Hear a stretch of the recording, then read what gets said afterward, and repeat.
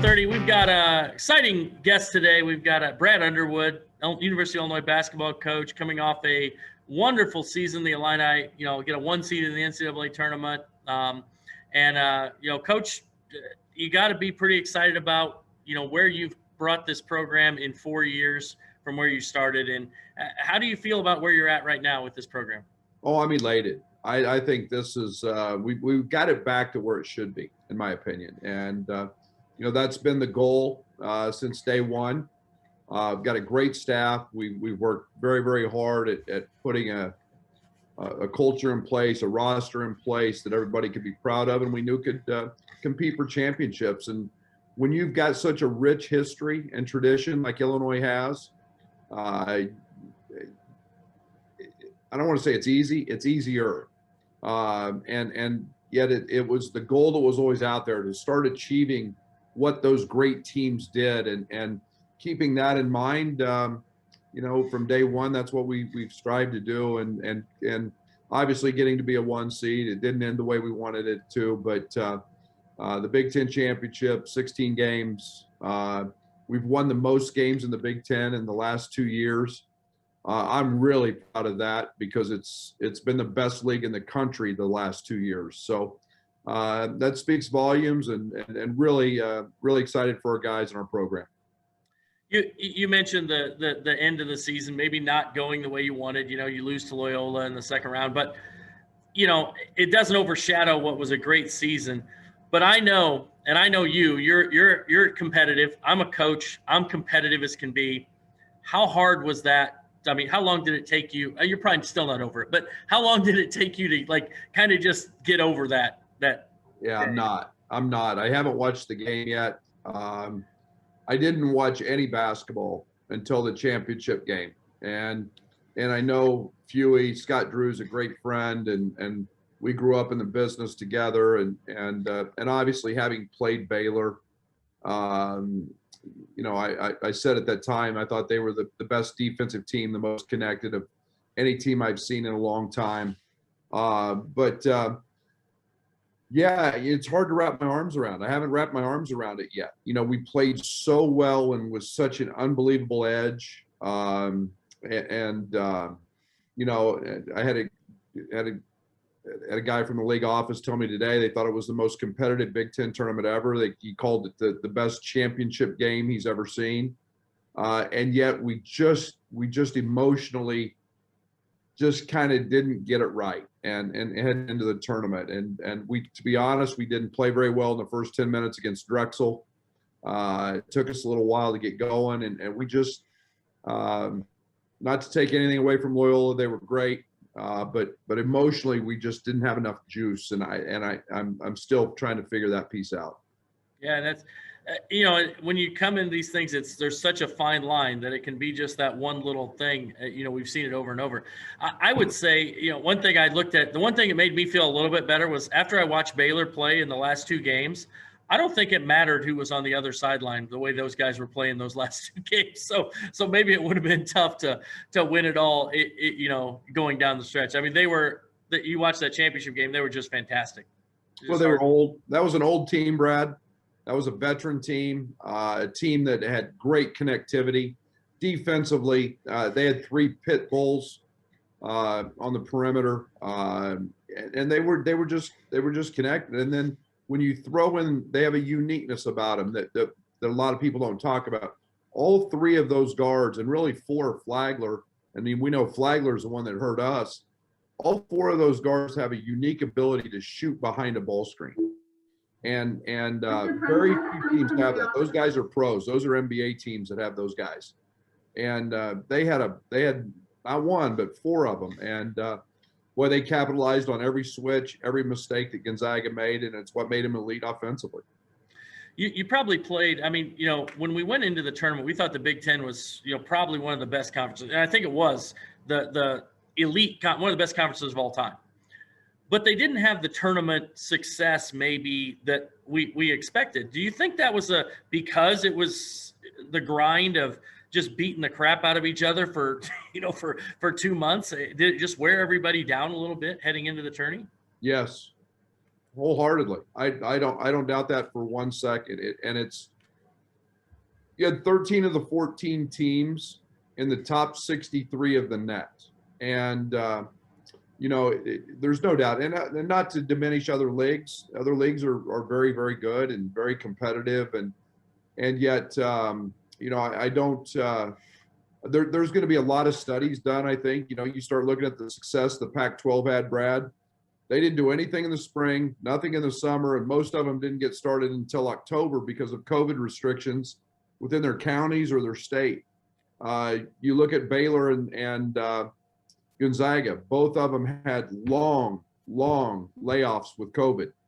And they were, some people are saying that they were fresh because of the layover or the layoff, excuse me. We had been going since June. We had done everything right and did not have a positive test since August. And does that take a toll? Absolutely. At 7:30 every morning, Brad, was the most stressful time of the day for me because of the COVID test. And so I don't have the answer for that, but I know our league is a monster. It's terrific. It's got great coaches. It had great players. The analytics prove that, and there's no doubt. I think it took a toll on everybody. Of course, we know it was a great conference. Illinois wins 16 games in the Big Ten, most they've ever won. They win, the Big Ten tournament. So 19 conference wins. That's the most anybody's ever won against conference teams in one season. So fantastic season in the Big Ten. Of course, you were led by Ayo Dosunmu. He was the runner-up for Big Ten Player of the Year, but won the Cousy Award, first team All-American. Ayo's fantastic, right? And what's his, he came into this back when you started too. I mean, like he came in the year after and just kind of came with you. What's his legacy? Because I look back at Ayo and I think we haven't had a guy who really, you might go to Levi Cobb, honestly, to a guy that, came into a program when nobody else was coming but from a popularity standpoint, he's like D Brown, he's just amazing. So what's your legacy? What's your memory of Ayo playing in Illinois? Winner, tough. I think that it's unique. I mean, he became, it wasn't Ayo Dosunmu. Everybody know who you were talking about when you said Ayo. He's a one-name guy. He built himself into to that. Class, and yet so willing to be coached, not afraid to deal with adversity. Not afraid to deal with conflict, and would have been very easy after his freshman year when he was 30 pounds lighter. He had conversations about going to the NBA, realized, how smart he was, realized it wasn't the right time, kept working. Year two, he takes all the criticism and all the information he gathers from NBA teams. You don't shoot it like this well. You don't do this. You don't do that, and just that drives him. Most people today that buries him, and comes back and he just grinds to through work, and literally such a goal-driven young guy that wanted to be the Cousy Award winner, wanted to be a first-team All-American, and literally didn't let anything stand in his way. But all along that way, Brad, I coached him hard, and he wanted to be coached hard, and he wanted to be pushed. And I think that speaks volumes for a guy that dealt with losing, dealt with a ton of adversity as a freshman. At the end of the day, his freshman year was pretty up and down. He was just on a bad team and had to withstand a lot of things. But as a sophomore, became really good, became the most clutch guy in basketball, and then just elevated that. And every year, his improvement. And I don't have enough superlatives to talk about Ayo in the way that I truly want to express it. But, character, toughness, man, smart, all those things. He deserves his place in the rafters here. There's no doubt. So I'll let you wrap up with one thing. If you had a highlight of the season, do you come back and say, this is the moment or highlight that is the season for me, just encapsulated? I'm going to tell you mine in a minute, and I have a question about it, but go ahead. Yeah, the thing that I'm going to be the thing I'm going to take from this season is the Michigan game, and it's not going to be a picture. It's going to be a wall in our new building, and it's Trent Frazier shooting the free throw and seeing four guys with their arms around each other. Because to me, all the individual awards don't matter. They don't happen without the team, and they don't happen without the guy to your right and your left. And Brad, that's what we've been building for, and that's what we've been striving for. The other thing that will always stand out with me was the first play of the Big Ten tournament, and we had fans, and Jacob gets fouled, and it was an and one, and the place just erupts, and just to see our guys' heads turn and go like, holy cow, there's people, and we love it, and to see their adrenaline and get excited because of that. Those two things stick out. I haven't gone back enough to dive in yet. I always do it in the summer, but those two things really, really stand out to me. There's so many moments here. The moment for me was at Michigan when Andre Curbelo comes up and jumps in your arms, basically. I mean, that's a good one. That was amazing to me. I thought it was really cool because you caught him too, which was good. But then I was thinking in my head, what if Kofi did that? What would you do? We wouldn't be sitting here talking. Artificial knee or no artificial knee, there was no holding 300 pounds. Maybe a bionic knee you'd need. I don't know. It's what this thing's all about. It's why we do it. It's just the spontaneous gratification and emotion. And, we push these guys so hard. We demand more from them. We push them to their limits to be the best they can be. And when all of that comes out, you see that love and you see that, and it's just the raw emotion, and it's not scripted. And to me, that's why I do this. This is what you want to have, that relationship and that feedback, and it's not always planned. It's just that was just spontaneous. I left him hanging, I guess, and when he tried to dap me up, and he just jumps in my arms, and I mean, gosh darn, what better passion and emotion and feeling. I mean, not just for him, for me. It was awesome. Yeah, he's got it. I tell you what, you have one thing about your team too, great personalities. I mean, they're not just great players, fantastic personalities too.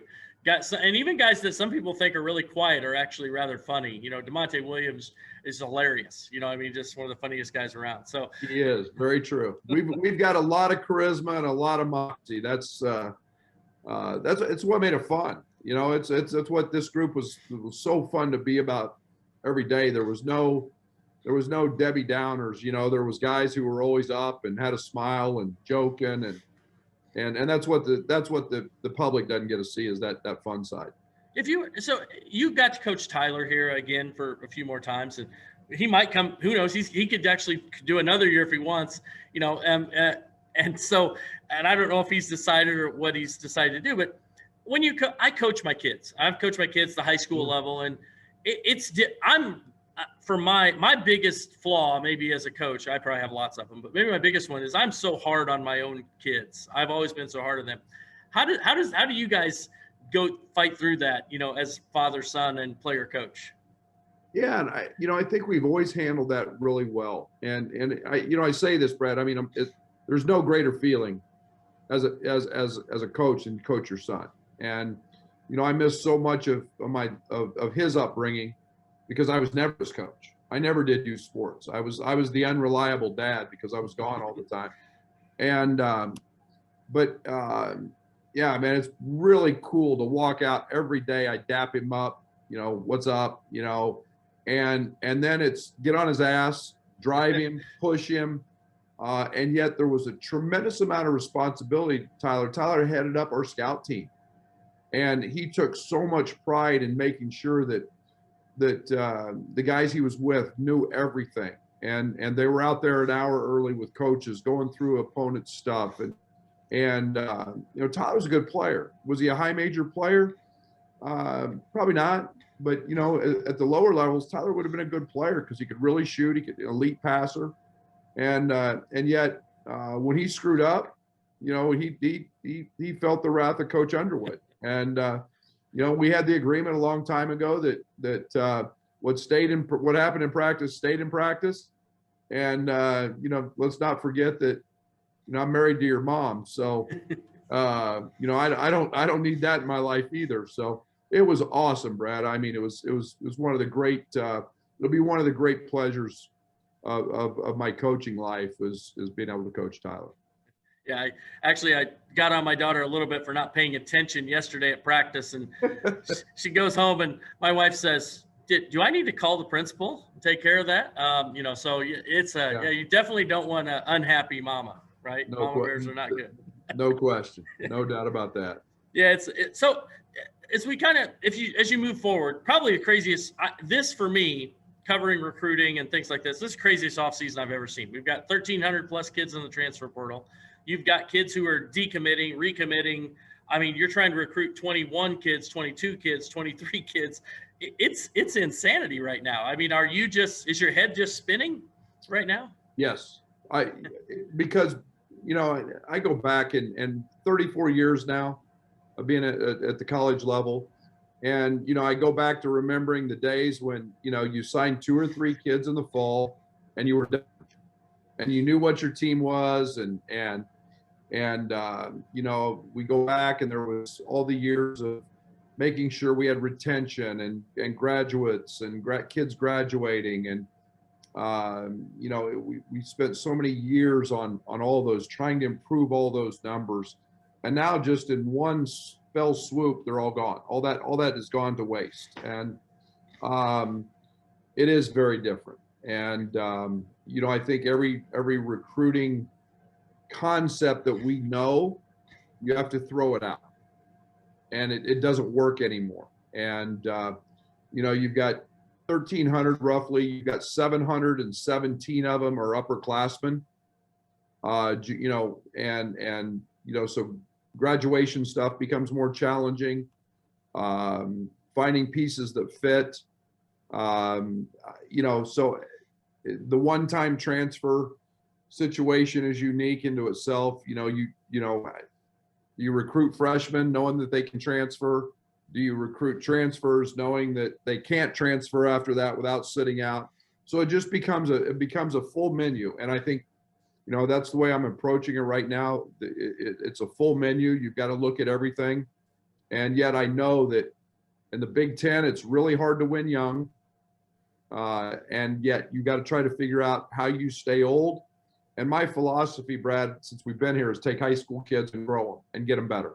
The Ayo Dosunmus, the Georgie Bashanichvilis, the Kofi Coburns, and this group of freshmen, and to help them become better. Trent Frazier, DeMonte Williams, help them become better players and grow your culture that way. Not sure you can do that anymore. And yet, I don't want to sacrifice the culture piece. And we're all searching for that. I don't think it's just me. I think it's 353 Division I coaches out there trying to figure it out. Yeah. Does it make it harder, maybe to take a developmental player? Because you by the time they're good, they may not, by the time they're able to contribute, they may not want to be there anymore, after 30 No, it's all the things that you have to factor in. And I don't have the answers. I don't think anybody does. I think we're going to have to wait and see how certain things play out. And, I think from a competitive standpoint, that you have to have some semblance of age and experience.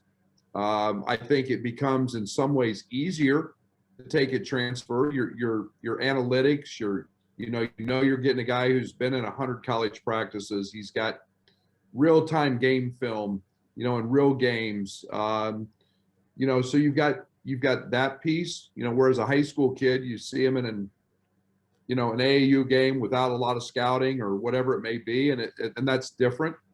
So I don't know, Brad. I don't have the answer. I mean, I know we're going to continue to find the right character guys that fit our puzzle.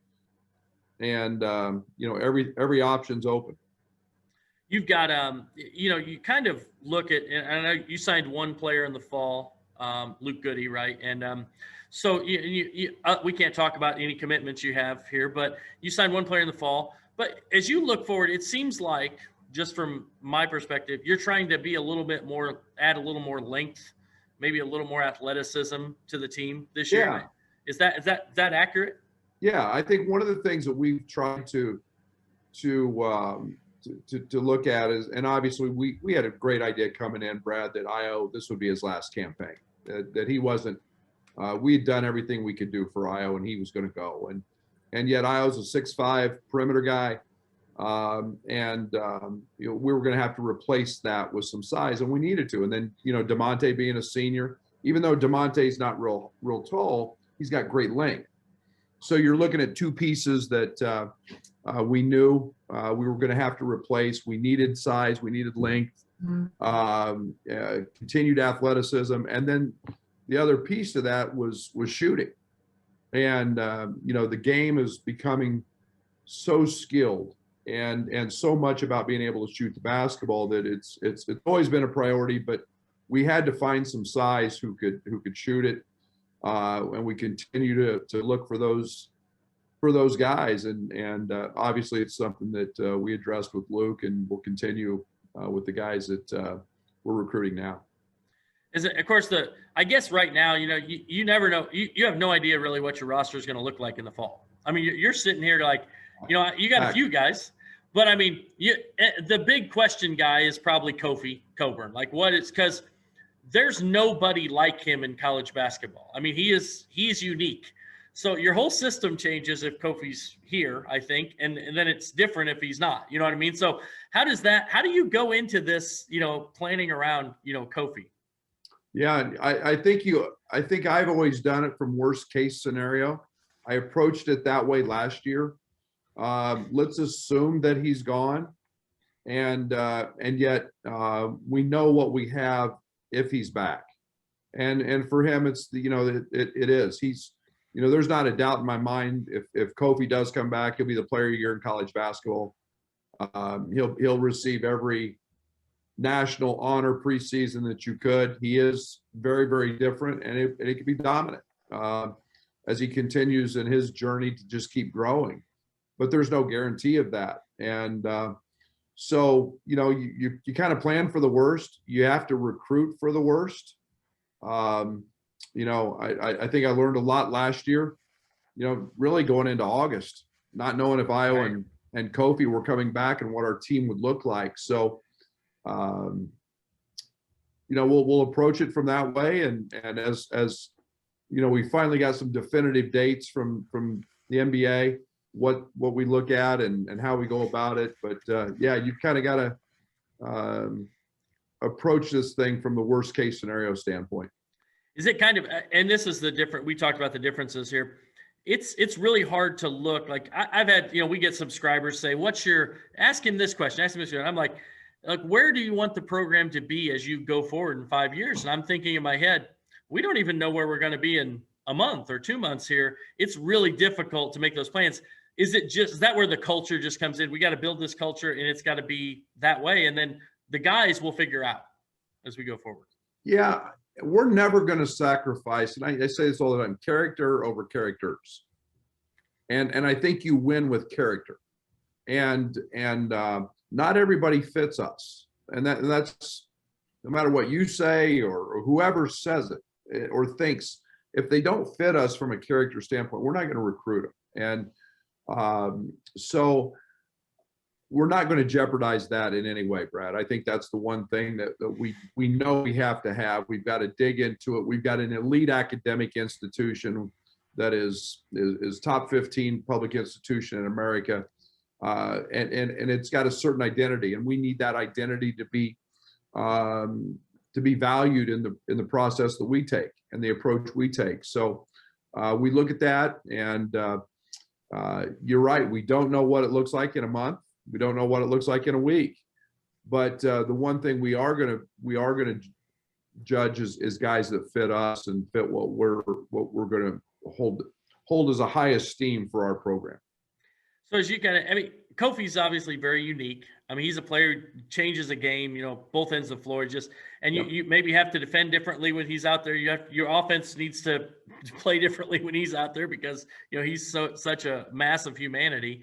But how do you go into is there like an ideal situation? Like when you look at the future, like I want to build a team that has, 4 guys who are 6'7" and then a 6'10" guy who can block shots or whatever. I mean, do you have an ideal situation that you put together? Yeah, I want those guys who aren't shooters, they're makers. They never they never miss. And then they're just pit bulls defensively. And I mean, I think the game is evolving and I think it's changing. I think we see that. I think Brad, look at the Final Four and look how few post-ups there were in that game. And yet we had the best post-up player in college basketball. And we had Kofi was number 1 in the country in usage in ball screens. We were 5th in the country in ball screens. We're going to continue to be a ball screen oriented team. So we've got to have multiple handlers, guys who can shoot it, guys who have a skill set to play out there. You have a guy like Kofi. He's only as good as the perimeter guys as he has around him. Otherwise, that lane gets shrunk with our rules in college basketball with help side. So we're going to find guys that can create space. I love the 4 out, 1 in concept defensively. I love guys who can.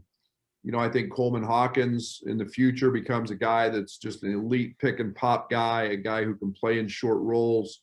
And has such tremendous versatility as well. But offensively, we're going to find guys that are very skilled and can play in that 4 out, 1 in. Defensively is where you may have to make some changes. We were very unique in Big Ten style this year in terms of how we played because of Kofi, the way we guarded ball screens. And it made us very efficient. I mean, I think we were the 4th or 5th ranked defensive efficiency in the country. So, some of those things when you don't have Kofi, you got to tweak, and we'll do that. Obviously having a guy like Andre Curbelo running the show doesn't hurt anything either. And obviously the knock on Bello, I mean, he's got the feel. He doesn't. It's the outside shot. But from what I've seen and watching him play before he came to campus, and then just his story, in his form, he's a better shooter than 16 or 17% from 3-point range. What do you think it's going to be for him? What do you think that next step is for him? Yeah, he's the one guy I don't worry about a second. He'll be the best point guard in college basketball. He'll be one of he'll be a much, much improved shooter. It's confidence. It's knowing that, he's got great form. He's got great touch. In high school, Brad, he didn't have to shoot. He got the ball where he wanted it. He was that guy. He's still a little bit like that, but I don't think there's any doubt he'll be an upper, a mid to upper 30% guy from 3. He shot it much better late in the year than he did early, and that's just confidence and comfort, and that comes along with not being a freshman, going to be a sophomore. So he's terrific, and we all know he's the best passer in college basketball. Is there Bello is obviously, you're pretty solid at that position. And then, you look at your guard play. One guy that we haven't really seen much of, that you've seen a lot of, we saw a little bit in practice when he sat out, was Austin Hutcherson. Coming back from healthy, I see his Instagram videos and he's looking directly at the rim and, things like that. He's 6'6", 42-inch vertical leap. And, and from what I've seen and talking to people, he's one of the best shooters you have, perhaps the best shooter on the team. Are you excited to get him back on campus and kind of working out with you? Oh, there's no doubt. Not only a great shooter, but he's got great ball skills. He's played some point. He's played on the ball. He's a guy you can play in ball screens. He's a really good finisher. Again, you're talking about a guy that athletically is superior to most. In terms of that size at 6'6", he's got 6'11" wingspan. He's long, and a guy that is much more than a guy that you set in the corner and just let him shoot threes, although he does that very well as well. So, I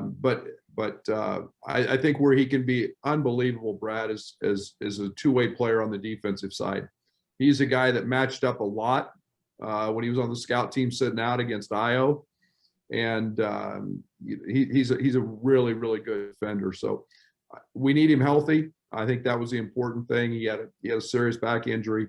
And he's been home recovering and really excited for what the future holds for Hutch. I think he's going to be a outstanding player and a guy that could be a newcomer of the year in the country type guy. So, I don't want to keep you too long, but I do have to wrap up. I have to get to the important questions now. Last year at this time, you decided to use the pandemic to drop what? Did you lose 40 pounds? I got to 50. And this was hard to do now, Brad, because I went the entire month of February. I love a good glass of wine or two. And I went the entire month of February trying to get to the 50 pounds.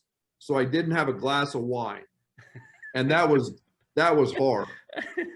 And then we went to the bubble. We went to the Big Ten tournament, and all hell just broke loose there because I'm eating with the players.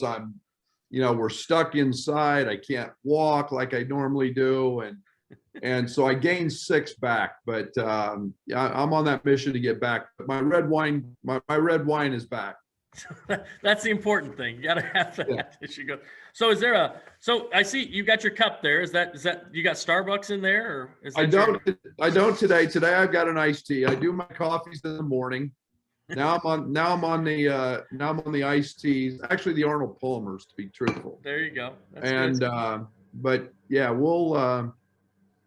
we've become a coffee in the morning, iced tea guy in the afternoon. Is there a set order when you go to Starbucks? Do you just pull up and they give you the order, or does it change? No, it's really unfortunate that when I pull up, they know, come on around, coach, we got you. and it's always, what's bad is it's like, no matter who works knows it. So, it's the Trenta iced coffee, couple pumps of classic, and off we go. And we've been able to lower the amounts of artificial sweeteners in there over the years. That's good. It's progress. It's just progress. And yeah. So, hey, before we came on, we were talking about, the change. We had the pandemic. You were just telling me about how different it is. You guys were in that bubble basically from August through, only everybody you saw was a daily tester from August until the end of the season.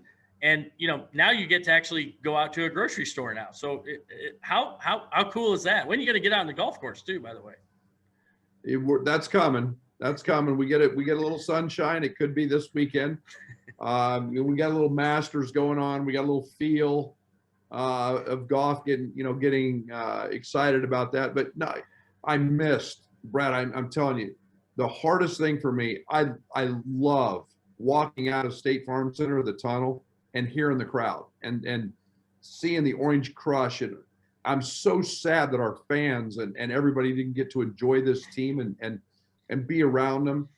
But, I made a decision. I wasn't going to do anything that could jeopardize me getting positive. One, I didn't want it, but our team. So I didn't meet with anybody that wasn't in everyday testing. So the other day was the first time I'd actually gone to Harvest Market in a year. And it was literally a year. And, it was pretty cool just to walk in and salad bar's still there and get my soup and say hi to everybody. And, actually, I like Orlando and Gent and Chin and Zach and, DB's not worth the time of day, but, it's still, I get tired of seeing those guys all the time. It was actually good to see some fresh faces. See somebody there and not through a computer screen. True. I will tell you, I'm all zoomed out right now. I mean, I'm doing Zooms all the time and I'm zoomed out. I don't know about you. Same thing. We do multiple Zooms a day in the recruiting game right now. And it is, I'm excited. I can't wait to get back out and figure out how we're going to do this and when that happens. But most importantly, it's almost like a breath of fresh air to see somebody and get back out a little bit. So when you do all your walks, here, I got to ask one question. Besides Sturdy for 30, what are you listening to on your what podcasts or music you listen to on your walks? I'm all over the place. Depends a little bit on the day. I haven't walked yet today because of the rain. Yesterday was straight phone calls. It was all business related phone calls. I'm a big country music fan, so I've always got some country music. My podcasts are all over the place. It depends kind of on the mood. Sturdy for 30, and then Sturdy for 30 actually is obviously right up there at the top. Like it's getting close to baseball season. I was listening to a podcast, on my Kansas City Royals the other day. And so it varies. But I don't have a real set one other than Sturdy for 30.